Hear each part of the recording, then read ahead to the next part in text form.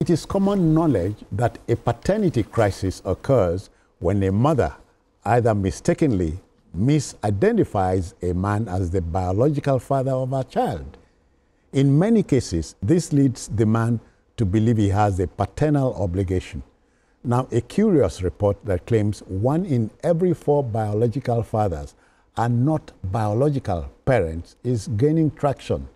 This provokes deepening trust issues within families across the country.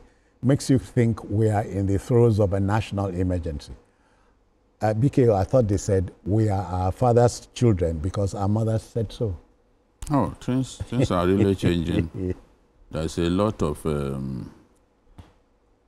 permissiveness in society? In our society now. Okay. In those days, people took the sanctity of marriage seriously. Oh, yeah. These days, many men, many women don't take the sanctity of marriage seriously. And if you see from this report, firstborns are actually the most affected. Okay. It means that many women had not actually totally given up their old relationship. You had a boyfriend that you were dating before you met your spouse that you eventually got married to. Now, that firstborn, your firstborn, is the product of a liaison with the old person. Because that's the way I can rationalize it. If this report says that a good chunk, yes, a good proportion of fathers, the people we are talking about now, children in dispute, are actually firstborn. It means that people who are still sleeping with their old lovers. And it works both sides. The man, too, willing to do some form of dalliance with an old flame. This is what we are seeing. And some people get into marriage because of pressure from the family. They eventually marry people that they are not really compatible with.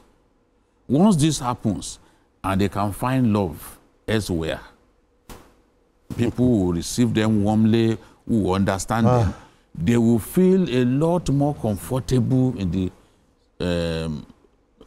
the company of such people, and some people may eventually put them in the family way. Yeah. But they would rather go and give it to the man they are married to. You see, more and more Nigerians know that this is happening.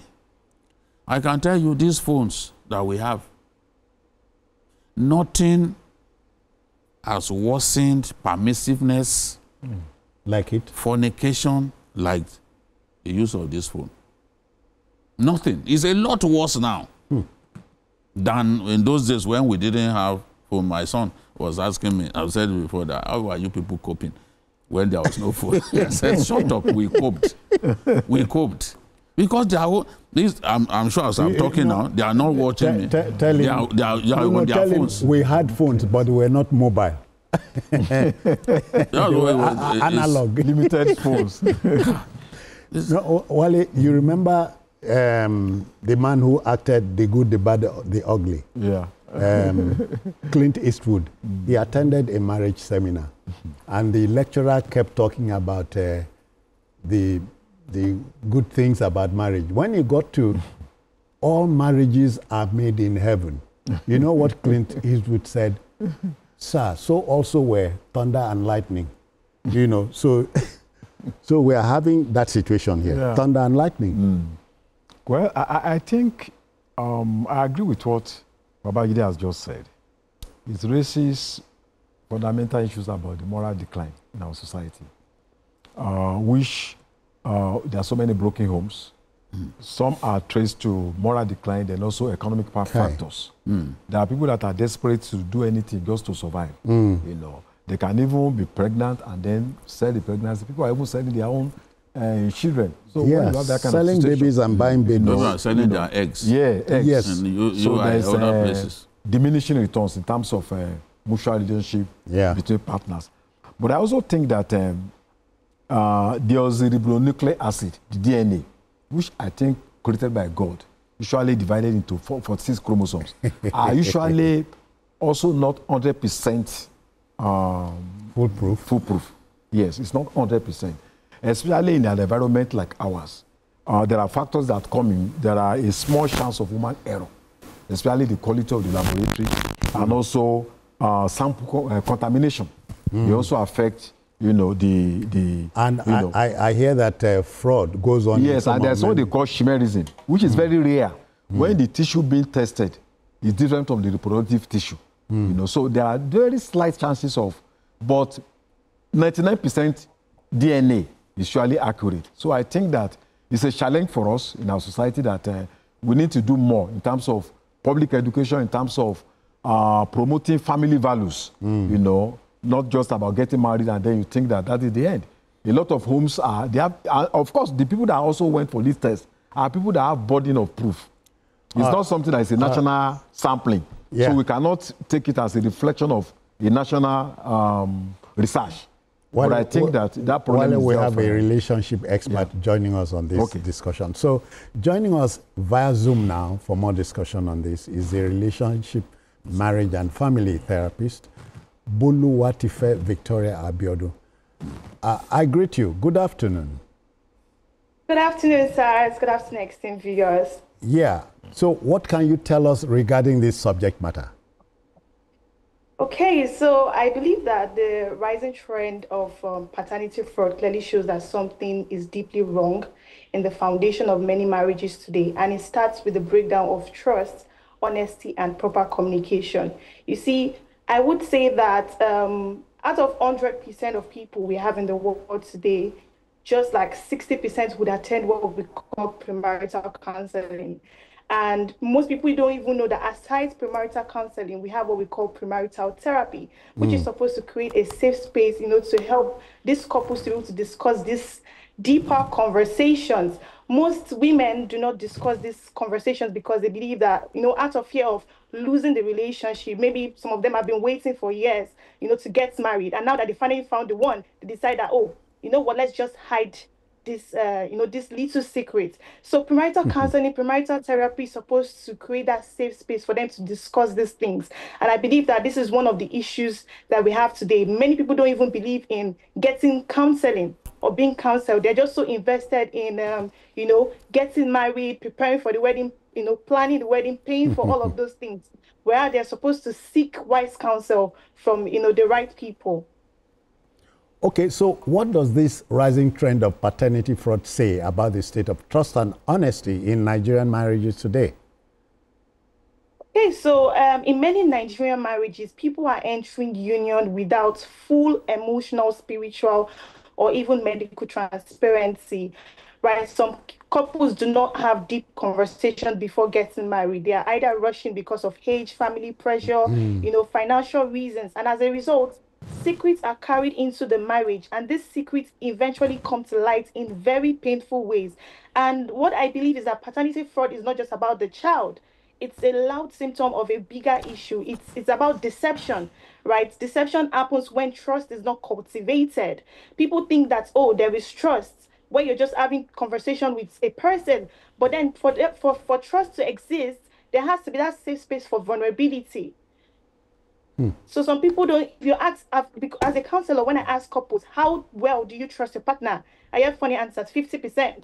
And I'm like, oh, why are you actually getting married? If you're saying 50%, you should actually, you know, trust your partner 100% because this is somebody you're going to get married to and you're going to spend the rest of your life with.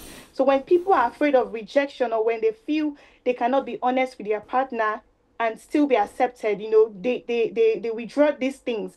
And, you know, we also have to be honest. Some women conceal paternity out of fear. Like I said before, fear of losing the relationship because of, oh, my parents are pressurizing me. I'm 30. I have to get married, time is running out, menopause is knocking at the door, and fear of stigma or fear of being labeled. What would the society say?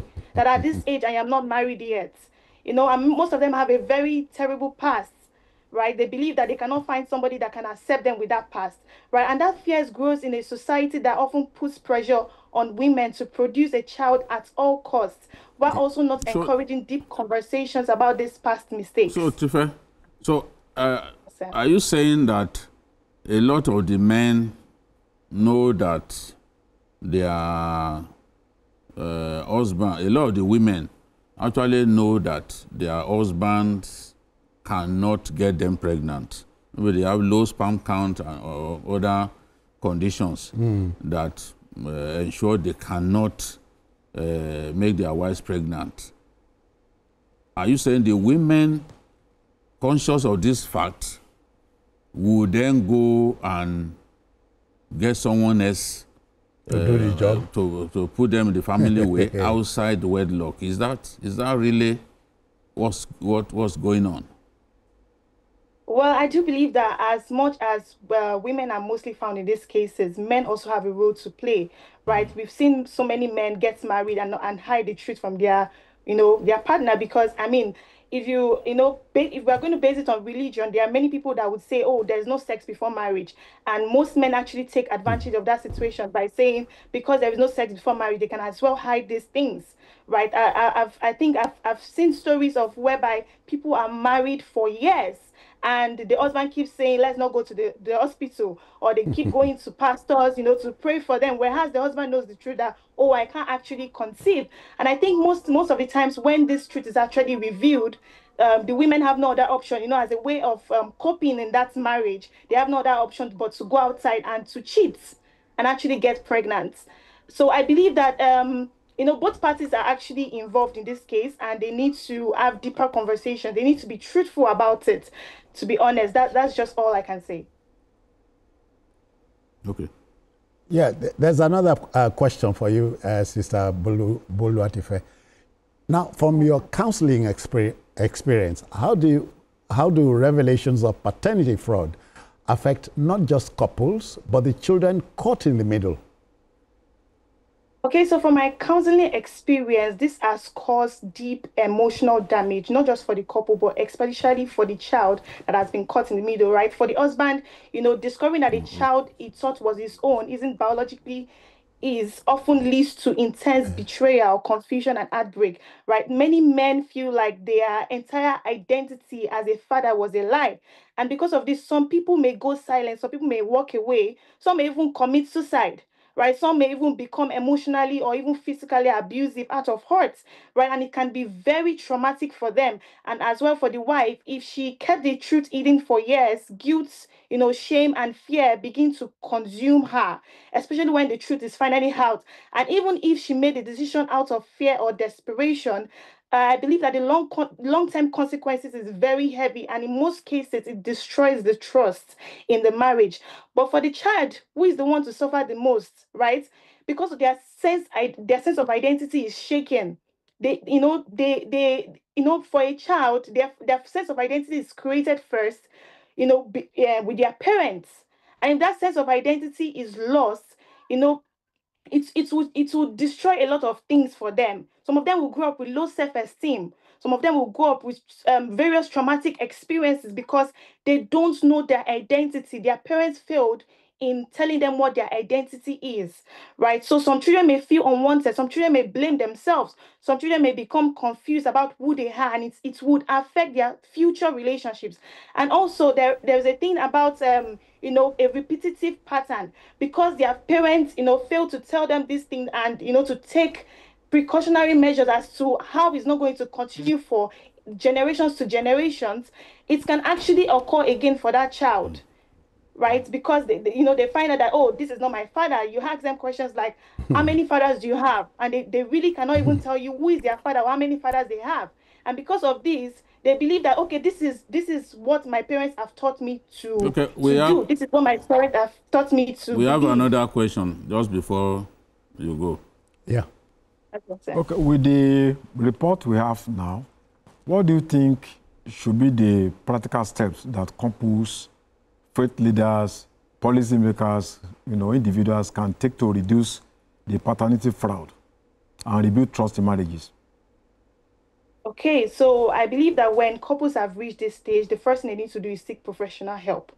Most people feel terrible when they get to this stage, right? And they feel like there's a need to conceal these things. There's a need to not tell people, oh, if I go to a premarital counseling or if I go to a counselor, how am I going to be seen in front of them? Whereas these people have been trained, for this particular case, right? So it's important that they seek professional help because that person's duty is to help them to solve this problem. And also another thing is important that they take the paternity tests and be very honest with one another and have an honest conversation as to whether they want to continue the marriage or not. Because you see, the thing about trust is that it's very hard to build. It takes two to actually rebuild that trust, and it takes years. But majority of the people are not willing to put in the work. Majority of people don't understand that marriage is a covenant. It's a lifelong commitment. If you're saying I do to someone today, it means that you want to spend the rest of your life with that person. Yeah. So I believe that professional help first, and then deep conversation on the matter would help. Thank you, Sister Victoria Boluwatife. But let me say this: I am my father's child because my mother said so. How about that? Thank you for your time. Thank you, sir. Thank you. Thank you.